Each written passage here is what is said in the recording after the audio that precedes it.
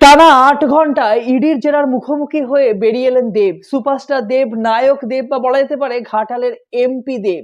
তবে তিনি বেরিয়ে বললেন, হাসি মুখেই ভেতরে ঢুকেছিলাম, হাসি মুখেই কিন্তু বেরিয়ে এলাম। তবে ভেতরে এমন কি ঘটেছে যার জন্য তাকে বলতে শুনলাম যে আগামী দিনে যদি আমার কোনো অপরাধ ধরা পড়ে তাহলে আমি নিজে ইডির কাছে এসে দাঁড়াবো। গরু পাচার মামলায় এর আগেও কিন্তু দেবকে নিজাম প্যালেসে তলব করা হয়েছিল। তবে প্রতিবারই কিন্তু দেব নিজের মেরুদণ্ড সোজা রেখে বলেছেন, যদি কোনো অন্যায় করে থাকি, যদি কোনো অপরাধের সাথে যুক্ত থাকি তাহলে নিজেকেই নিজে মেলে ধরবো। তবে হ্যাঁ, এবছর কিন্তু দেব মন্ত্রিত্ব গ্রহণ করতে চাননি। তবে মমতা বন্দ্যোপাধ্যায়ের নির্দেশে তিনি কিন্তু মন্ত্রিত্ব গ্রহণ করছেন এবং তার সমস্ত শর্ত কিন্তু দল মেনে নিয়েছে। তবে বারবার ইডির ডাকে সাড়া, বিভিন্ন অনৈতিক কাজে তার নাম উঠে আসার ফলে তার এবছর যে ৩টে প্রজেক্ট আসতে চলেছে সেগুলো কোনোভাবে ক্ষতিগ্রস্ত হয় নাকি সেটাই কিন্তু এখন দেখার বিষয়।